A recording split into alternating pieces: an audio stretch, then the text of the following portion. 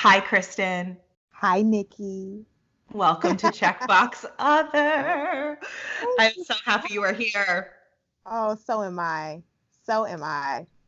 Just for all of you listening, we were just talking very briefly about the incredible time that we met. We both walked into a conference room and it felt like our energies were meant to be in the room together.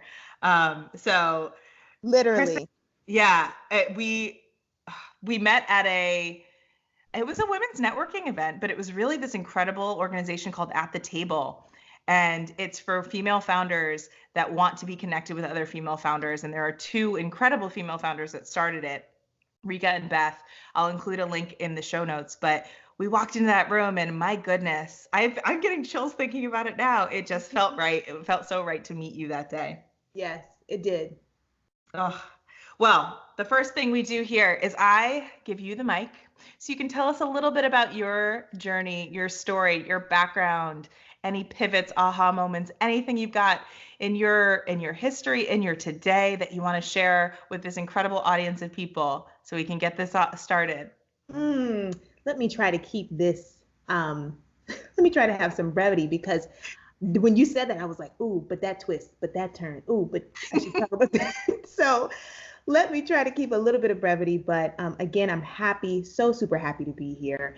Um, about me, Kristen Pope. Let me start with who I am. Who Yes. am I? I am a woman of God. I love the Lord. I'm a woman of faith. Mm. Um, I like to say that I am humorous with a sprinkle of grace. I like my humor with grace. Yes. Um, I am a speaker, a comedic host. I am a television journalist. I'm a multimedia strategist. I'm a mom. I'm a wife. I am pursuing my purpose daily, and I'm Yes. grateful. Pivots to how I got here. So I was born in Lafayette, Indiana, and I have lived in 10 states and 12 cities.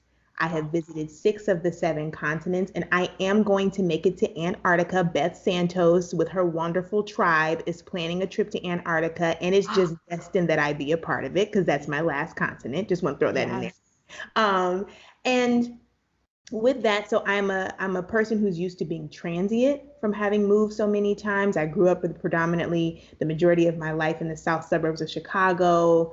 Um, and now I live in the suburbs of Boston, Massachusetts.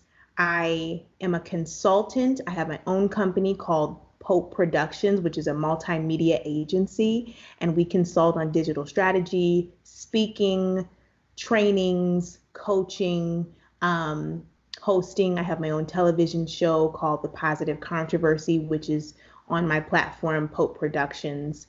Um, and that's a little bit about me. I know we're going to get into more, so I'll leave it there for now. Yes, we are going to get into more. I'm like, ooh, I want to ask all these questions in the in between. I'm like, Nikki, take a minute, stop it, calm yourself down. So before we dive into the incredible, just the incredible aspects of your journey and the things that you are doing right now, I'd love to take a moment. One of my favorite parts, and the reason I created this podcast, was to give people the opportunity to share about a time or two times, if you feel it, of a time in their life where they felt other, or they felt like they didn't belong, and how that's kind of shaped either their path or just reflection and understanding, as you were mentioning, finding their purpose and living their purpose each and every day. Well, and I love that you call it checkbox other because there's so many ways to feel other. I Yes. think that, society kind of frames other in a very specific way, but there's a lot of ways to feel other and feel as if maybe you don't belong in that space. And it's really a blessing when you find that out because it does push you into the person you're supposed to be or the person you were all along. And Yes. so the first time that I can clearly remember where I felt other, I was in college. And every year in college, I had one unforgettable drunken night. And by that, I mean one sloppy, pick her up, bring her home, put her to bed night. And Yep. this particular year, The word got back to some of my friends. Like we had a kind of a crew from Chicago, the Chicago folks, and word got back to some of the guys that, I had that night, the night before. And my guy friend came up to me and he was like, Kristen, I heard you were, drunk and so and so had to bring you home. And I said, yeah. And he was like, I just knew it couldn't be you, not the Passion of the Christ. And the movie had been out for a little while, but it just was a reminder that even in the midst of that, in the midst of me finding myself or maybe trying to blend in, people knew me to be a Christian. They knew me to have deep faith. And even with some of the things that I did to stray away from that, that was something that I carried, and it penetrated enough, it was imminent enough that other people knew that about me. It impacted people that way. And so that was the first time where I said, this is, people know this to be you, and you should own that, because that's one of the things that I came there with. I came there as a Christian. I love the Lord and I want to tell everybody about Jesus Christ. And so I wasn't acting that way per se, but people knew that about me anyway. So that was one of those times where I felt other. Another time where I felt other was most recently last year when I was working for a television news station here in Boston. And it was really, really challenging for good reasons, but it was also very toxic and very hostile. And I never felt as though I belonged. If anything, I, loved being a journalist, loved being a storyteller. However, this particular opportunity made me feel as though I definitely had more. I always knew that I had more to give and to be and to do, and that some part of daily television news didn't allow for that. And so the hostile and I would say toxic environment kind of pushed me into the more place, because I felt like, I am more and I don't belong here. Yeah. So, That's beautiful. I felt, again, God, the chills are on a whole nother level today. I think there is something so beautiful. So first of all, I love how you framed that up front, that the feeling of other has such a negative connotation whenever we talk about it, because it's isolating. And it a lot of times is this, I didn't feel good. But this idea that people are understanding your unique you, right? They're understanding that you are a certain way, or that something happened and it stood out as something different, and it was different than their understanding of you, or even more so that you living your life the way you live it showed them that life can be a different way than they understood.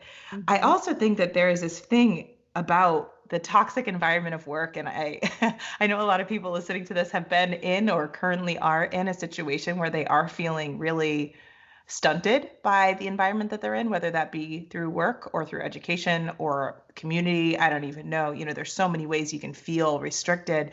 And I love that you just mentioned that it not only, okay, do I feel hindered by this? Yes, but what I will take from it is the message that I am destined for so much more, and I can't do it in this space. So thank you so much for this opportunity and for this learning, but it is pushing me towards what I am meant to do and spread my wings to do more. So I absolutely love that.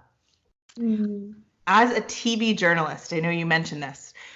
One of the things that I love, and one of the reasons that the podcast was so interesting to me, was the storytelling aspect of what we can do here in this space and in this medium and in this channel. And as I heard you mention about your time in TV journalism, and specifically recently, was, there is a limiting aspect to how you can tell stories, who okays the stories that go out, how they're edited, who you're talking to, who gets the microphone, all of that stuff. And so I'd love to hear a little bit from you about what has shifted in the fact that in what I'm seeing and what I'm consuming from the incredible work you're putting out there. You've created spaces to go deeper and to spread further. And so I'd love to hear a little bit about what you think about storytelling in kind of the traditional media landscape, and then what we're moving into, where people have the ability to create content at their fingertips on their phone, and really push the boundaries of what has been the more traditional way of telling stories. Yes. So, I love telling, or excuse me, I'm going to start by saying I did. The reason why I got into broadcast journalism is because I love telling people stories. And you soon find out that while you can tell people stories, it's challenging in the space where you are, maybe up against deadlines or up against ratings and advertising and things like this. This is a money making business, that you're not going to get to tell every story that you want to tell. You're not going to get to tell all the stories that you want to tell, and a lot of times, sometimes the stories that you want to tell get put at the bottom of the news, cast, and for whatever reason, and it doesn't mean that it's not a wonderful profession, that it's a great opportunity. It just means that sometimes you have to be more creative, and sometimes you have to find ways to tell the stories that you want to tell in other avenues and in other ways. And that's something that I did with my show, The Positive Controversy. It really was me creating a space to tell more human stories that I felt like did not always get put in the mainstream. And so 5 years ago, I released the first season, and this year I released the second season. Long awaited, but I released the second season, and it's filled with content about things that I just feel, one, it's amplifying people of color in a lot of ways, amplifying our narrative, and then it's on the other side, it's it's telling stories, human stories that just don't always make it into the mainstream news. Mm-hmm. Yeah, I'm so the positive controversy. There's so many aspects of the positive controversy that I think are so cool. I was exposed to the positive controversy through your wonderful trailers and the wonderful kind of short segments that you're putting out. And I was laughing so hard, first of all. I thought you did such a good job of, I talked about this, I forget who this was with.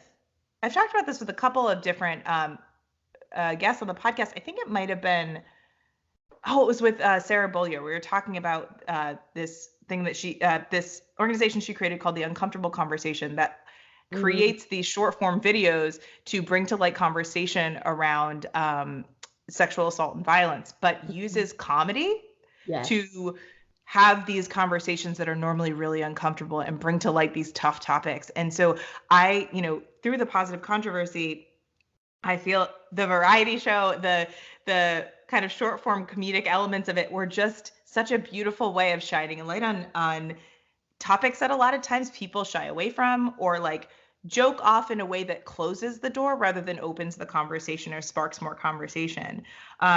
So first of all, I want to take a minute and say congratulations, because you were honored at the Newark Film Festival for the positive controversy, which is so cool. So take a minute for that. And I'd love to hear a little bit more, because I know there are so many aspects about the work you're doing with the positive controversy and bringing these stories to light. And I know there's an interview portion of this that I've watched a bunch of these interviews, and I just feel like I wanted to be on that couch and having conversation with you all too. So I'd love to hear a little bit more about the positive controversy and how the idea sparked in your mind, but how it's kind of evolved to now, and where you see it having the most impact day to day, and where you see it going in the future.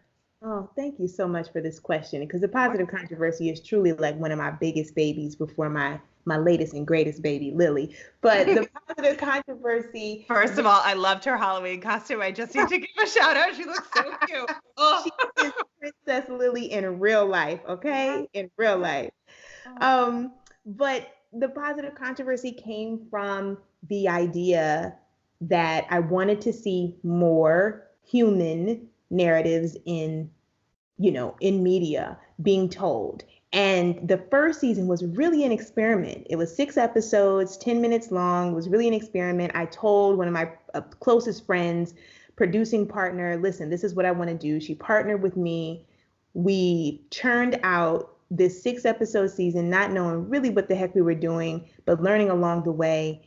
And it was fantastic. And we got some great write-ups and some great platforms, some film festival placements and things like that. But it was really about amplifying things that we felt like we were not seeing. And so we talked with a great friend of mine, Brandis Daniel, in her work with Harlem's Fashion Row, and amplifying and giving platform to designers of color. We talked about Black men with mental illness. We talked to entrepreneurs to get the real deal about what life as an entrepreneur is like. And so that was the first season, and we were so, I mean, just really blown away that, from an idea, that's what we created. So for the second season, we went with the same format at first, opening with cold opens, the green screen. And then I went to go see Trevor Noah in stand up. And he was talking about, I mean, everything from apartheid to slavery to, racial issues. He talked about everything, and the audience laughed. And it just really blew my mind. I was like, he is talking about some of the toughest stuff you could possibly talk about. And these people are cracking up, and not cracking up as though it's not serious issues, but he was able to garner their attention. He didn't lose them. He opened it up so that he could talk to them about the things that are really challenging. And so we had actually finished the season. We had wrapped it and everything. And I went back to my team and said, we got to scrap those cold opens and we need to do sketches.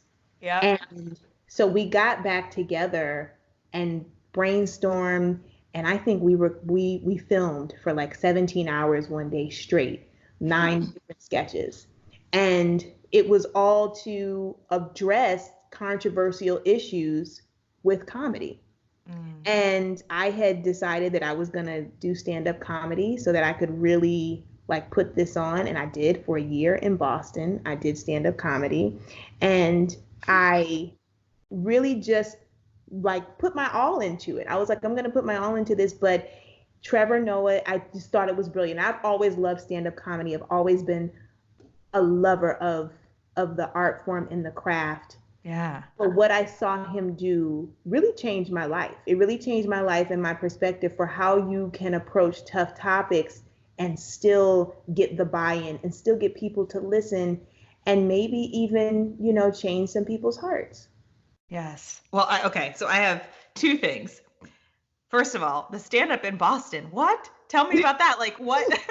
I didn't see. I before we hopped on, I was like, well, I do a little bit of stalking about people online before I get them on the podcast, so I know the questions to ask. I somehow missed this. Tell me a little bit about your stand-up in Boston, what that was like, and like maybe how about what surprised you the most out of it?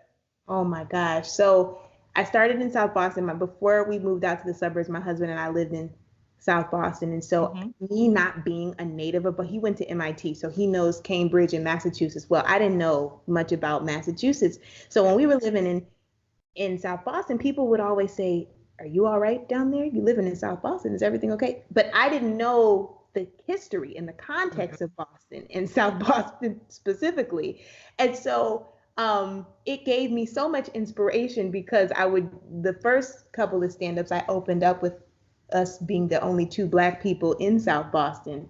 And everyone would always laugh because it was kind of halfway realistic, because once upon a time, Black people were not welcome in South Boston, and it was an unsafe place for Black people to be. But again, very controversial, challenging topic. And, I found a way to get white people to laugh at that. And so I did. I took a stab at it. I did like about 20 shows, wrote material, and all over Boston, from Boston to Quincy to, all over the place. I did stand up. That's so cool.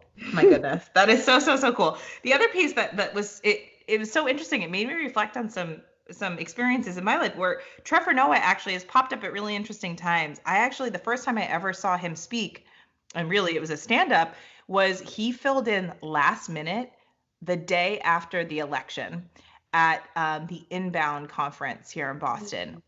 And I think it was supposed to be like Sarah Silverman, who had been supporting Burn. I don't remember, but she pulled out, and he, shot his show and came up to Boston. And my goodness, was that a time where we needed to learn how we could laugh through something that was so difficult in a city that speaks a lot of liberal game, but I know there's definitely some conservative folks in Boston as well. And there was just such a heightened piece of like, no matter what you say, there's going to be a fight, or there's going to be some discourse, and we're all feeling so deflated. It was literally the evening after the election, and he came and he did the same thing. He came in and talked about really difficult things. And his ability with accents just took it to a whole nother level, and had people laughing when in the morning they were all, their eyes were puffy and bloodshot. Like, there was this level of just elevating the conversation and the sentiment and the hope moving forward, but also allowing the space for this conversation to happen rather than kind of pushing it down and pushing it away that things are hard right now. So, I love so much that you had it sounds like your experience was, maybe it's just what he does everywhere, right? I know he has his daily show, but in person handling that stuff is just like next level. He has a gift. He really does have a gift for it. I've been saying I'm going to be on Trevor Noah's show one day, so I can. Yes, you will. I've been saying that because he really did it. I mean, his stand-up, unlike some others that I've listened to, it just moved the needle where it's like we can talk about tough topics across race, and we need to be able to. And listen, these are not for the boardroom. They're not for the conference room. They may be for the comedy house so that people can laugh at them and take, disarm people and take some of the sting out of, the things that we're dealing with every day. Oh, well, I love that. Now, one thing about the positive controversy that I loved, and, I don't know if the word is surprised me, but like I took note immediately, was the way you handle the closing credits and that you feature some incredible people. And so I'd love to hear a little bit about, if you could share with the audience how you've approached the closing credits and the wonderful people that you bring in to highlight and showcase there. So the closing credits at the end of the show, I pick a word and I have everyone, tell me like the first thing that comes to their mind with that word. And it's really kind of to bring it all back together. And it's really to have a human moment. And it seems to work pretty well. I appreciate that you point that out. It seems to work really well. The closing credits as well, we pick an artistic performance to close out the credits. And that is, gosh, how did we come to that? I think from the variety show, some part of it, again, being an experiment, we were putting ingredients together. Yeah. And those ingredients were like, okay, what do we need? We need conversation, but we need discourse and dialogue. So we need, someone who's interesting plus a panel conversation, but we love art. We love art. And so, for the second season, we did all kind of stuff. I mean, we have someone painting to music. We have, a violinist. We have a rapper. We have all kinds of things because art is activism. Art is, it pushes the needle. And there's so many things that you can say through art that you'll never be able to say in words. So we felt like that was like the best way to button it up. I love it. Art is something, again, I feel like we've been operating in, I just had a conversation before we were on about, just kind of the traditional way we think about production and kind of a more rigid and I more masculine way of thinking about things, more direct, if you're thinking masculine, feminine, not necessarily male, female.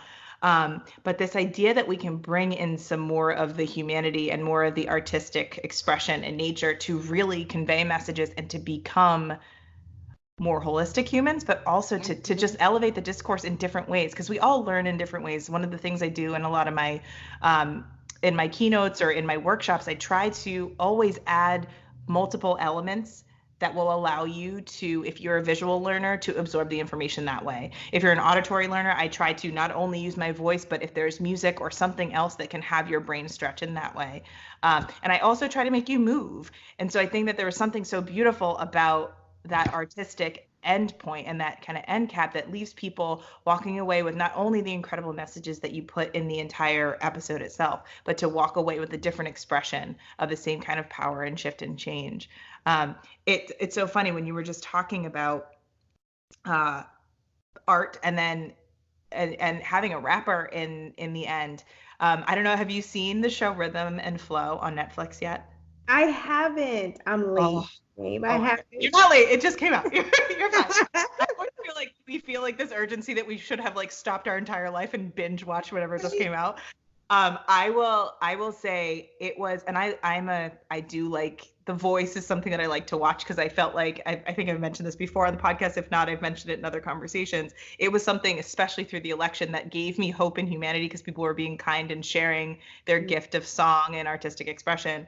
And I've been watching that, but I will say that Rhythm and Flow took things to a whole nother level. I loved the art of rap. I loved the poetry of it. I loved the storytelling. Mhm. And again, as you were just mentioning, the ability that we have in expressing ourselves in different ways and stretching our spreading our wings, I should say, to allow for consumption of really important messages through eclectic ways of spreading that message to the world is just so powerful. And I encourage you to listen, to watch it. I I speak very fast. If you're listening, you've heard that too. So I appreciate a lot of the rappers rapped very quickly. And so I put it on closed captioning because I didn't want to miss any of the words because they were so powerful and all the rhymes were incredible and like they were so personal. And so you feel like Right. you're getting a window into someone's soul. And I feel like with a paintbrush, you can do the same. So I don't know, just went off on a tangent, but I do recommend it was so cool. Okay, homework to watch Rhythm and Flow. Yeah. It's my Yeah. homework. Okay, so we've talked about the incredible work you're putting out in the world. I want to talk a little bit about, and I remember one of the first things you said to me when we met each other was, I'm creating this opportunity for people to learn the skills that I've learned, and they don't necessarily have to go through the process that I've gone through to get there. I've created this on-air academy. I remember you talking about it, and of course I was like, ding, I want to learn. Tell me everything. So I'd love to hear a little bit about the on-air academy and how you see that kind of feeding. I mean, it's to me, it's like, well, obviously that's part of Hope Productions. Obviously that's part of what Kristen's doing. But I'd love to hear a little bit more about what On Air Academy is and kind of the vision, the mission, and how it's been playing out. Thank you so much. The On Air Academy is, oh gosh, it's so close to my heart. And maybe I shouldn't be so emotional about it, but no, really, it's close to my heart because I struggled to get a job in broadcast journalism. I struggled flat out. My path was so curvy because I just didn't have the guidance, the coaching, the strategy to get the job. I knew how to be a journalist, but I didn't know how to get the job. And those two things are very different. They're very different. You can know how to do something and know how to be something, but translating that into doing it on a daily basis is not the same.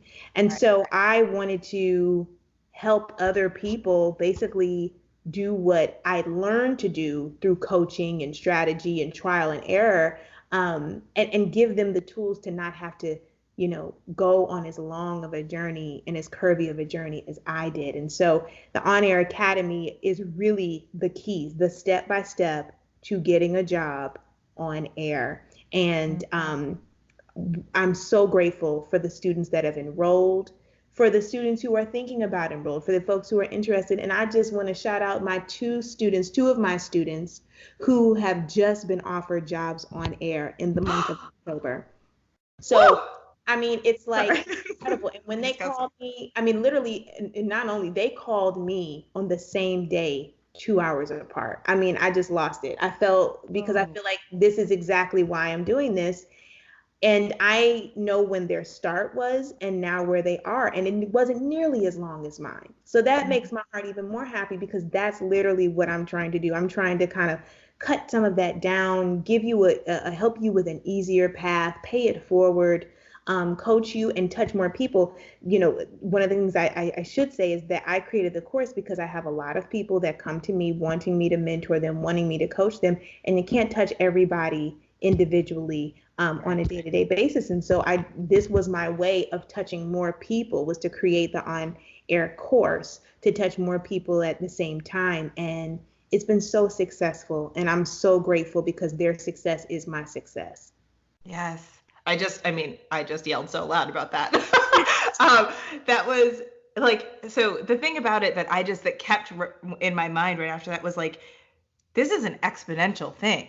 This isn't just the people that take that course. It's the people that learn from those two people, that learn from those two people, that learn from those two people, because you decided, instead of what we hear a lot of times is like, well, you need to put in the grunt work and go through the hell that I went through. You need to go through the struggle that I went through in order to do what you got to do. You said, you know what? I understand, respect, and honor the struggle that I had to go through. And yes, you won't be me 100% because that's part of who I am and what I'm doing. But I do know how to consolidate this stuff and give you a bit of a shortcut and to make it so we can get more people in these rooms on the screen with a microphone in their hand. Yes. In an industry that hasn't allowed you to do that if you don't have XYZ a path or know these people or have these access points. And so that just like, I don't know. I just, again, hooted so loud like it was a family member of mine. But it is beautiful. What I did, because that's what it is, and I love what you said. It's a ripple effect. I'm one person. I'm going to be able to impact, so many people, thousands of people, to then open the door and create a pipeline for them to now be on air. And hopefully they will do the same. They will impact someone. And not even just that, the audiences. Some of these people, they're going to markets, big markets. If you get on a television station in a pretty big market, you're talking to, tens of thousands of people a day are watching you. So you're impacting all of those people. And that's what we're supposed to do. And I believe that, we should leave the door open. If any of us moves out of that space, two more should move into this space. We should leave the door open for somebody else to come in and succeed us. So I'm excited to pass it on. And I'm excited for everyone who comes through the course, and what happens, what's supposed to happen happens, that they get a job on air. Yes. And it's so again, wow, my brain is like so active right now. There are two things that just came up. I think that the mention of, you have such power and privilege in being able to stand or sit or speak in front of tens of thousands of people. And I can speak from being a little girl in suburban central Connecticut, and having, being biracial in a predominantly white town, and not really seeing very many Black women around me. Mm-hmm. And the power of having it sounds, part of me is like, I shouldn't say this, but Gayle King was my news anchor growing up. And she was, this is before I knew she knew Oprah at all. I mean, I'm sure other people did, but I was a little kid with an African-American woman on my screen each evening, being a regular part of my day, where I didn't have that on my normal day-to-day. And I believe that that's something that was very important for me. And I find myself wishing that there were more people that looked like me or looked like the reality of the world out there on screen. So we did feel like, even if in a day you feel like you're the only one throughout every aspect of or every step you're taking, that if you're able to turn on the TV or listen to a podcast, do whatever, know that there's somebody out there and you're not alone. And I think that that's such an important thing, that I'm sure when you're standing out there doing this stuff, you don't even know how many people you're impacting just by existing in that space and doing the work you're doing in such an incredible way. So oh, I just got chills about that. The last thing I do want to mention is Tamron Hall. I saw her speak at the Wing. And you mentioned about, like, if I'm going to leave this space, I want two more in there. I want two more incredible human beings in there that are going to be spreading the word and telling the stories and shifting the narrative to be more human. And one of the things that she talked about, it was actually coming. It's so funny. She came to the Wing, and then after that, I signed up and I went to her show as an audience member. I was like, hello, hi, Nikki, I'm coming to New York. Hello. And one of the things she had said was, there needs to be this shift in the idea that there can only be one Black woman. Right. So we're, if it's not her, there's only room for one. So when she's out, somebody else needs to go in. There isn't this idea that there's, again, this representation that can be more widespread and more broad. And I think this idea that you're saying, not only is it I'm coming out, one goes in, it's this idea, the ripple effect, but also the representation effect that comes with that too. And let me just say this, Nikki, to that point, I'm not going to put all of the onus, even on the Black woman, that, we're the ones who are thinking that, there can only be one. I think that this society needs to embrace more than one at a time. That there can be more than one Oprah, there can be more than one Tamron, there can be more than one Beyonce, whomever. There can be more than one at a time. And, we are, African American women, Black women are so used to seeing more than one white woman, more, often. And I don't think there's anything wrong with that, as much as I don't think there's anything wrong with seeing more than one of us at a time in a particular market or industry or what have you. there should be more than one, and representation matters. And we're in a much more loving, happy, healthy place when diversity and representation is there. I love that. Yeah. You know, oh, again, gosh, the chills are like next level. One of the things in the diversity and inclusion and facilitation work that I've done, there is this study that actually, I forget what the word, I'm going to get it wrong, but there's a study by Harvard about the importance of having more than one representation when you're hiring. And so I think that actually maps out into a much larger mentality shift, that when you only have one person, it's easy to make an exception of that person and to say, oh, well, and I've mentioned this before too, but they're the good one, or it's just them. It's not about X, Y, and Z, but I can put the onus of their representation or their identity on them, or I can take it away from them, however I see fit, because there's only one person there. And so the ability to show a wide swath of how in every identity, we're not all the same because we have one identity bucket that's in common. To be able to show that representation is so important. That's right. Yeah, I love that so much. Oh, we're like, see, I told you, we're going to talk for a million years if we can. So, so good. Yeah. So, this is one of my favorite / I cringe a little bit because I feel like a lot of people talk about self-care. But this specific was speaking to you about this. I'm so excited. So self-care, especially when you're stepping into something different or spreading your wings in the entrepreneurial space, it can be a really difficult thing to do, both kind of the physical version of that, but the energetic version as well. And we talk a lot about, and one of the things that I like to say, maybe because I'm slightly afraid of, therefore obsessed with airplanes, is like putting your mask on before you help others. Yeah. But a lot of times when we talk about this stuff, the spiritual piece gets called kind of woo-woo and therefore gets canceled or seen as like an eye roll. So like a lot of times the way people are handling Marianne Williamson's contribution within the presidential race, it's like, oh, I don't know what she's talking about, like love and happiness, and okay, go over there. And then also the same, I think, happens with religious beliefs, especially when it's coming from a warm place. There's a lot of talk about religious approaches to restrict or minimize. And so I'd love to hear from you. I know that you've talked about this out in the world, but I'd love to hear a little bit about the importance of your spiritual journey and how it shaped your path and how it's helped you as you're trying to maintain your energy in this journey of life, but also in this kind of entrepreneurial space where you have to be able to juggle a lot of things that you weren't necessarily prepared to do.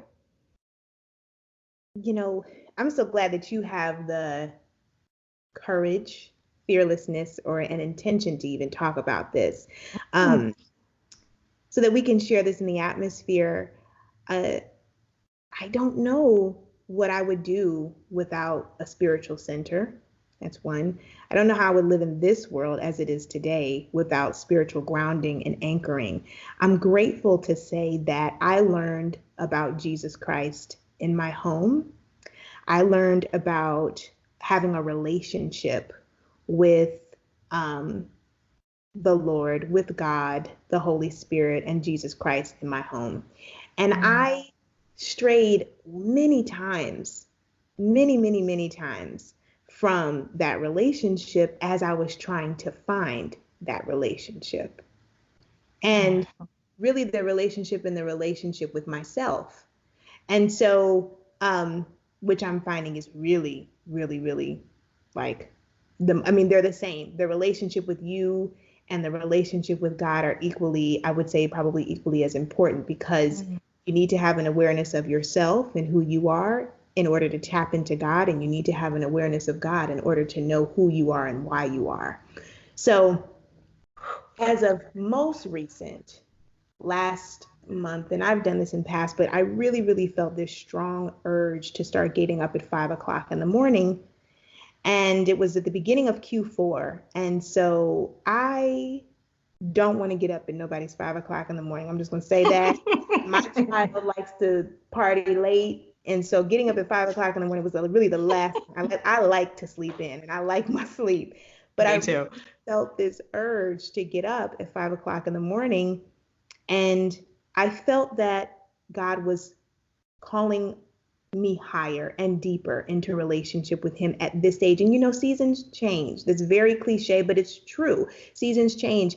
And the tools of faith that you had on one level are not sufficient for the tools of faith you're going to need on the next level. If we're asking for, greater territory and increase and expansion and abundance that I believe God really truly desires to give to us, and not in a genie in the bottle way, but in a way that as you get older and as you get better, so should all the things that you do. So goes your life, put it that way.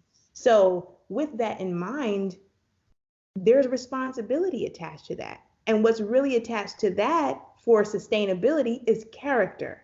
And so me getting up at 5 o'clock in the morning to spend quiet time with God in my word and in my Bible, in worship, in journaling, and sitting quietly with the Holy Spirit is so that I can get answers and direction and grow a deeper relationship with the Lord, so that I know how to be in this world, and so that he can prune me as needed, so that I can get clarity as needed, so that I can get centered as needed, and really seek him and build this relationship for him for the storms of life, so that I won't falter in my faith and that I would stand strong.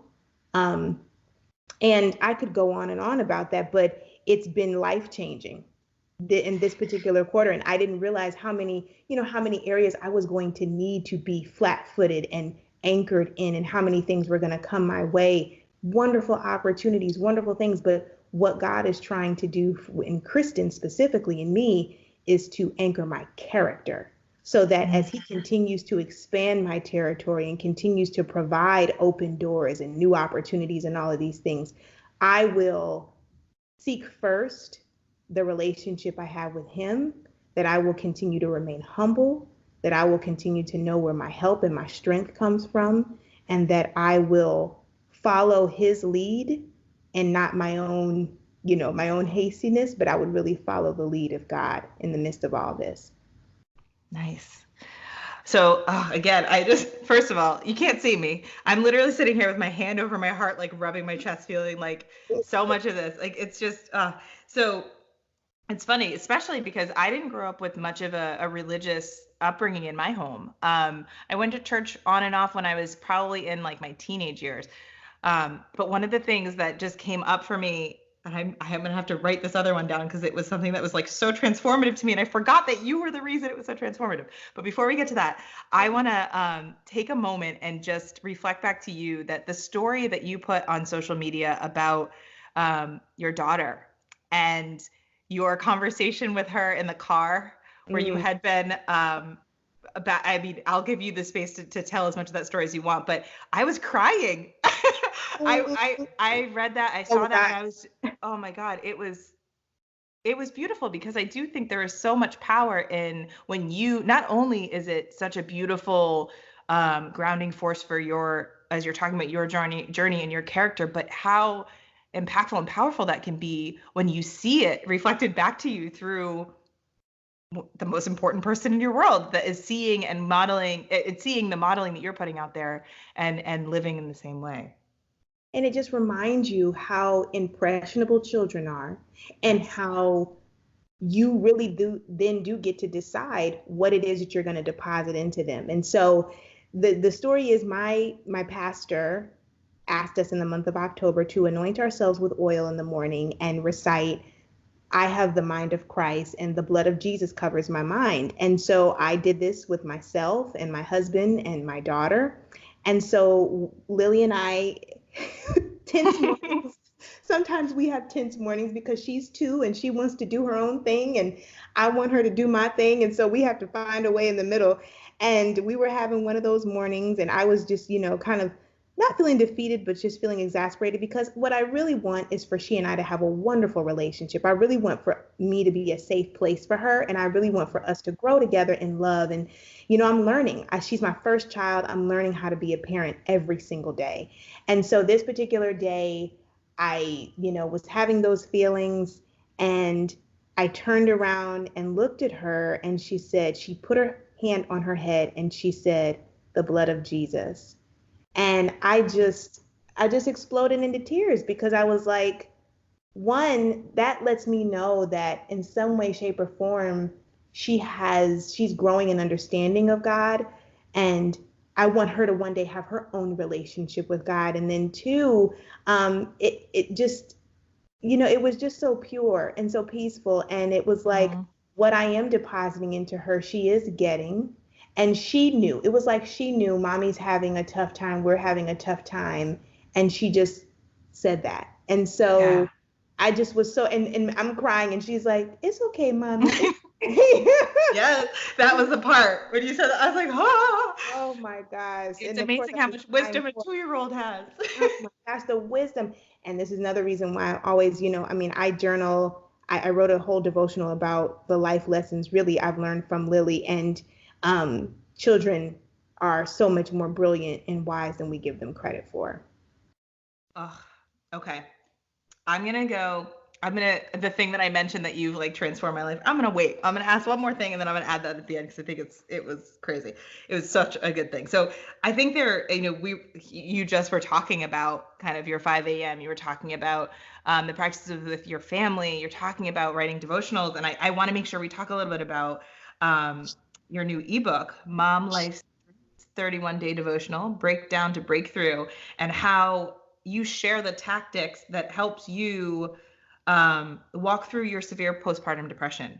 I'd love to hear, and you use the words that you wrote your way out. I'd love to hear a little bit more about that and your journey and how you've been processing that post writing that devotional and how that's, I'm sure, helped so many people. I pray that it has and that it will continue to do so, because postpartum depression is an ugly, ugly, ugly beast.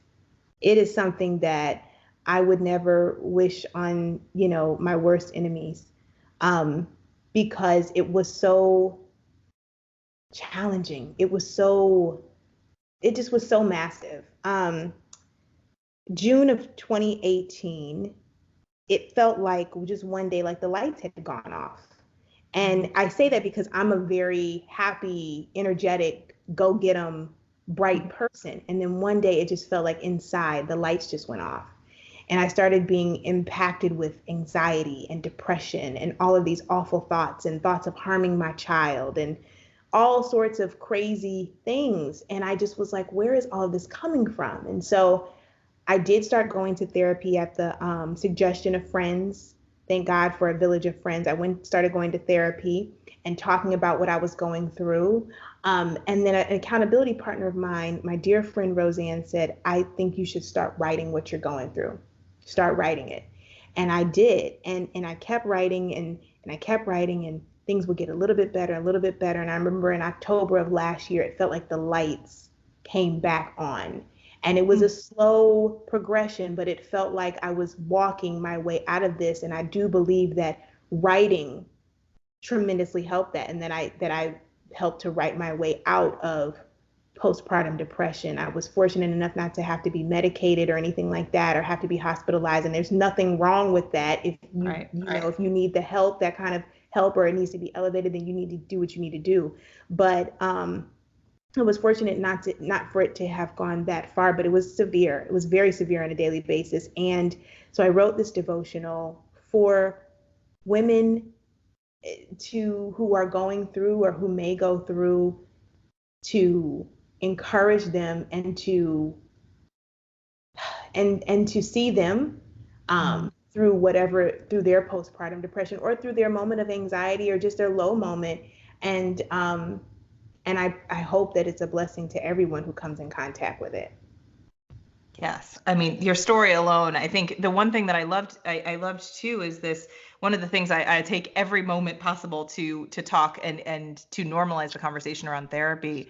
But I think in both ways, I think therapy is not going to be the be all and end all only solution when you're in a tough time, in the same way that medication won't be the be all end all, or going to a hospital might not be the be all end all.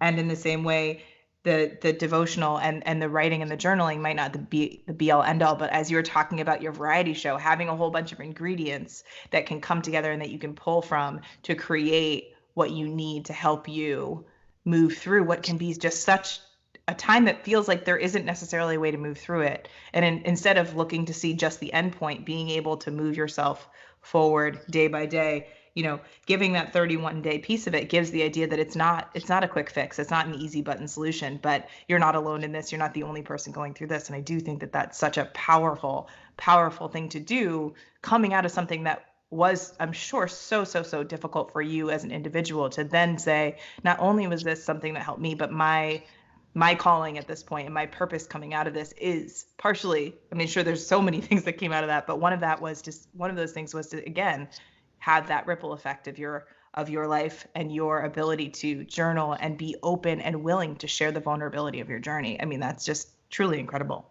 And that's when you can say thank you for it.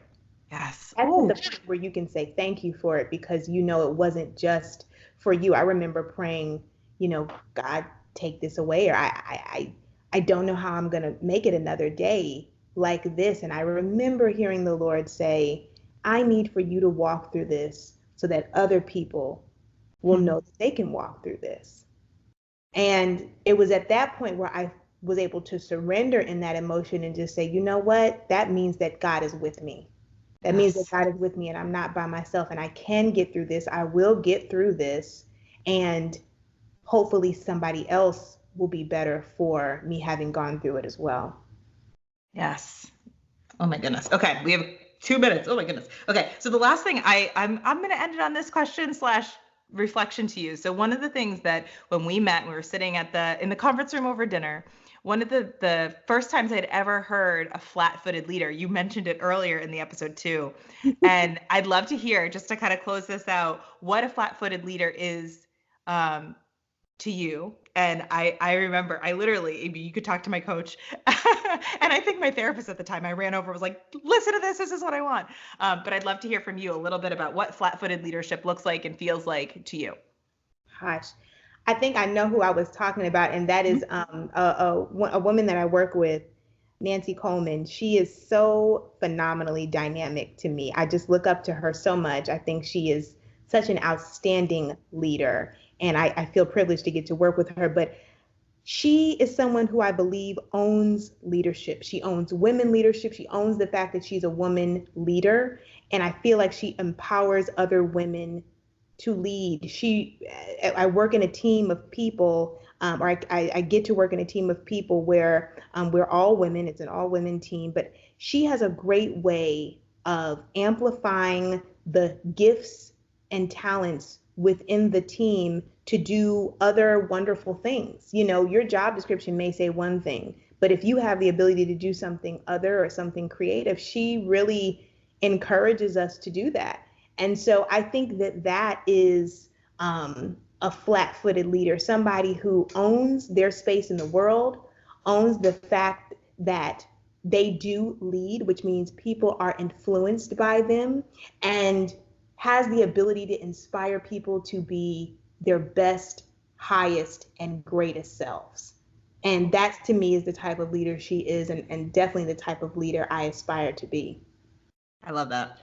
I mean, there were so many, I love a good metaphor. So the amount of metaphor that I used from that was crazy. I was like, because I tend to be overly anticipatory, or I tend to anchor back. So literally it was like I'm on my tiptoes leaning forward trying to do something, or anchoring back so far in my heels that I'm like bracing for impact and using my center of gravity, like a running back in football tries to lower their center of gravity so they have power to move forward, but also brace any hits that come. I was like, but where I want to be is I want to be present and flat-footed and able to lead from a place of stability and strength without having to be overly overreaching or overly defensive. And I think that was such a beautiful way that you even just talked about, Nancy. And I mean, the way that not even just women, right? Like I would love for everyone to feel as though they can just be present and appreciate what comes and be observant of what comes, but also leave room to amplify others and make room for others, but also lead from their strengths and encourage others to do the same. I think that's, I can't believe I forgot about that. Should have been one of my written questions that just came out of that. I was like, flat-footed. I forgot you were the reason, you were the inspiration. So I personally say thank you so much for the fact that you helped me with so many things that I don't think you even knew you helped me with. No, I did not, Nikki. That's awesome. That's a blessing. Well, I know you have been so generous in giving me your time today, giving the listeners your time today, and your incredible story and all of the magic you put out in the world. Um, if you'd like, I'll give you a minute. You can give a plug to any of the stuff you've got going on. I will include it in my show notes either way. Thank you so much. Thank you so much, Nikki, for the platform and for the opportunity. As I've said, my name is Kristen L. Pope. My website is kristenlpope.com. You can find me on Instagram at Kristen L. Pope TV. I'm in the same on Twitter and on Facebook. And I do have a course for all of my aspiring and emerging on-air broadcasters. If you would like to know how to get the job in the industry, how to break in, the On Air Academy is your go-to course to get the job. And you can find that course on my website. And if you enroll by listening to this, you can use the coupon code Student Keys. That's Student Keys, one word. And the devotional is through my Mom Life Streets platform. You can also find that on my website. It's a devotional called Breakdown to Breakthrough. And I look forward to connecting with all of you. And I just appreciate the opportunity to come onto your platform, Nikki, and talk to your audience. Oh, of course, of course. And if you do any of these things, please let me know about it because I want to hear about it. In the same way that I wanted to be on the couch during the positive conversations, I want to hear about all the magic that you're putting out in this world. And I want to hoot and holler for whoever goes through On Air Academy and gets their next gig, because I know that this is just like the magic that everybody needs in their life. So, Kristen, thank you so much for being here today. Thank you, Nikki. Thank you for having me.